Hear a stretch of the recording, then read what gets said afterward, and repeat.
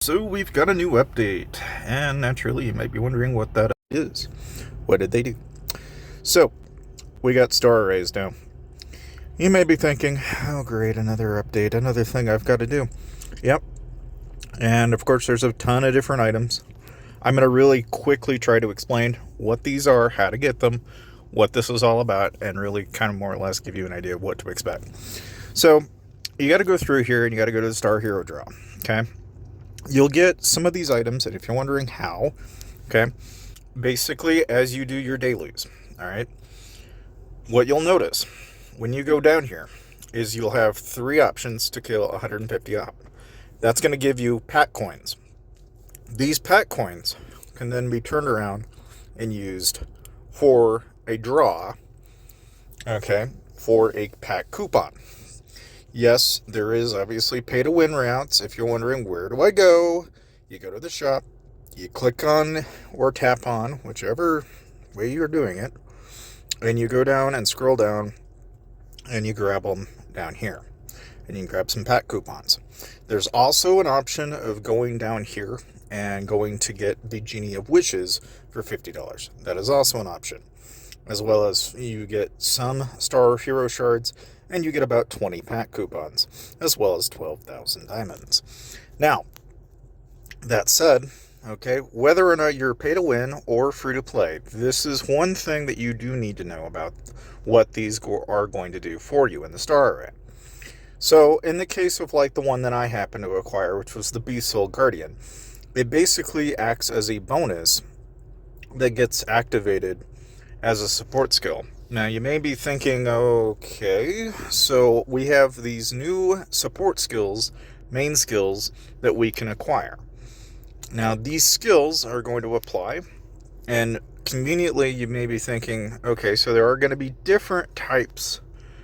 So in the case of like Beast Soul, obviously that's going to be helping people that are running a Beast Tamer build or anything in that relation, right? Nine of the Lights, obviously going to be helping those out there that are maybe looking towards gaining a little bit of extra added bonus HP back when they're losing, So there's so many different types of Star Heroes. Now, the main thing is if you check the rules, it'll tell you that basically you can use pack coupons and pack coins, like I explained, to get them.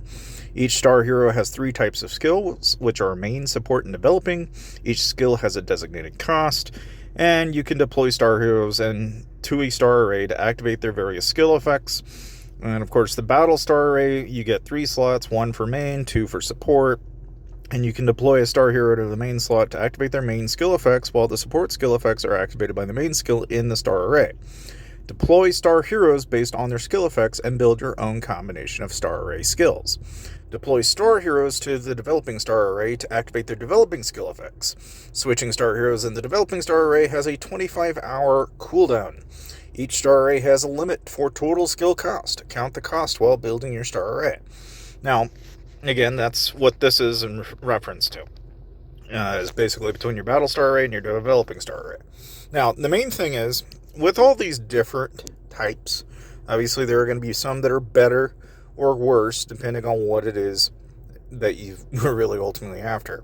But like a lot of these, you can see that a lot of them are skills that are going to be handy in battle. They're going to have various different advantages and disadvantages, depending on what it is you're doing. Yes, they are also upgradable skills, so you can increase the amount of damage that you're doing.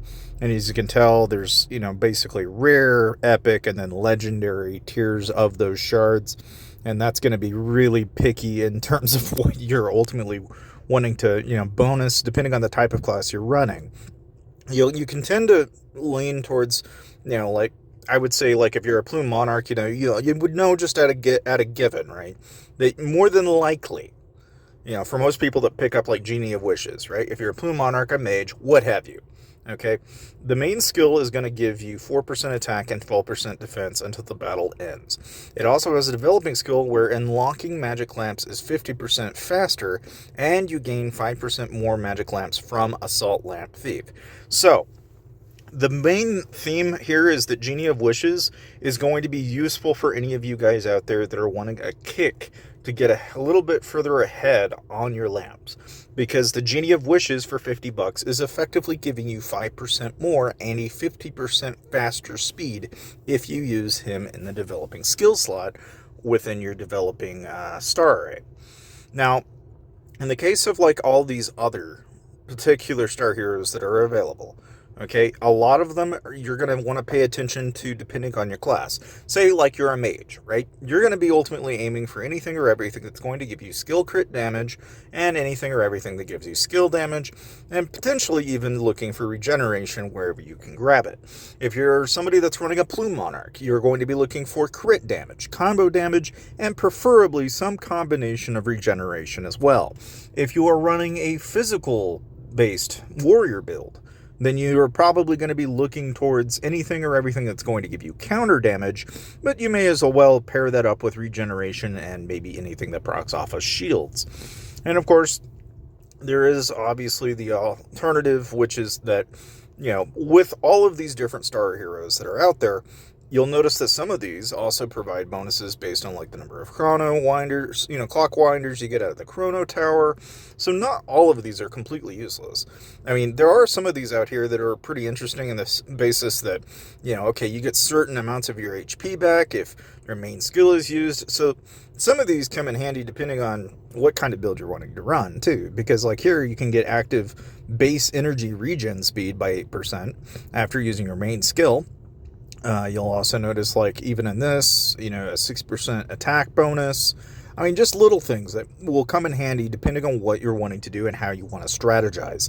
Again, there's different, I would say nitpicks that I have with certain star heroes. I mean, really, if anything, I would say, like the Interpret Vow, you get more parking coins, which that's a very noteworthy thing to know.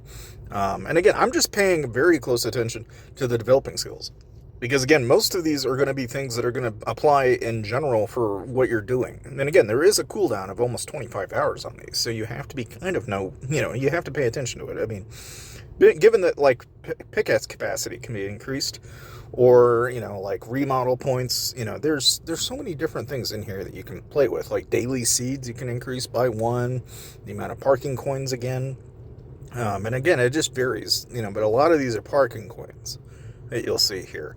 Now, out of all of these, right, like you'll know that the Barbarian Overlord, I think, is going to be the go-to for anybody that's running a Plume Monarch, just because you're getting an 8% combo multiplier and an 8% final crit damage, which on that route, it's obviously going to be a big deal, right? If you're running Storm's Minion, it's going to be mainly in favor of probably anybody that's running a crit, maybe heavy focused basic attack build. Not very many people are going to find that as useful.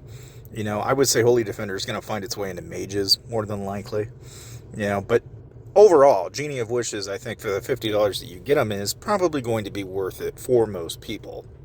That said, if you are interested in saving some money, you might as well check out Aptoid in the description below if that's something that you're interested in. Because coming this first, we will have a whole slew of new event items and a bunch of different things like Fortune Cat and a lot of other stuff along the way. So, in general, you guys, if you didn't already keep up with it, that's what's coming down that's what's coming up. Now, if you're wanting to know exactly what kind of items we've got coming away, just one moment. And so, basically, you've got the Blast, which looks like that little purple thing. You've got the Prism, which is that, the thing with the freaking thingy. And then you got the Time Machine, which is that other thingy, okay? The main thing is the Chrono Prism, which is that, umbrella-looking thingy. You're going to get 60% less HP, then you're suddenly going to get, basic attack damage resistance, skill damage resistance, basic, just you can read it. But the main bottom line is it's going to reduce their attack by 10%. And it's going to give you all those resistances, and then after 20 seconds, if it basically applies them all. As for Countdown Blast, which is that little purple object, you're going to get, after 11 seconds into the battle, you get a shield equal to 16% of your max HP at the cost of 10% of current HP for 3 seconds. And during that, you're going to be able to... It's kind of interesting. So during which, the character and pal cannot use basic attack, combo counter, or active skills. And after the shield disappears, the basic attack deals 1200% of blah, blah, blah, blah, blah. So it's not terribly handy. Like, Chrono Reversal's kind of been iffy. I don't know if that artifact's really going to be that handy for most people. But Time Machine's interesting in the fact that, for the first 20 seconds after the battle starts, it negates and stores 40% of all damage taken. And then you gain an 8% attack bonus, a 10% final crit damage, a 10% final, skill crit, and 10% the bell. And then, of course, after the first 20 seconds of the battle, you receive an additional 6% of the stored damage per second for 10 seconds. So, Time Machine's going to be handy for those people that have been, really heavy on the tank builds, because that's what that Time Machine's going to be for. Other than that, as far as the event goes, this is one of the few times where you'll actually have a chance at getting Cheetah Zero again. So if you are looking forward to getting that, that will be one of the few things that you'll also have at your disposal. Plus, there's also a legendary pal called Moonhair coming along. So again, if any of this stuff interests you, then make sure to check out the description below for Aptoid and download the app from there, and then also get the AppCoin wallet so that you can take advantage of all of this stuff coming up here on the 1st.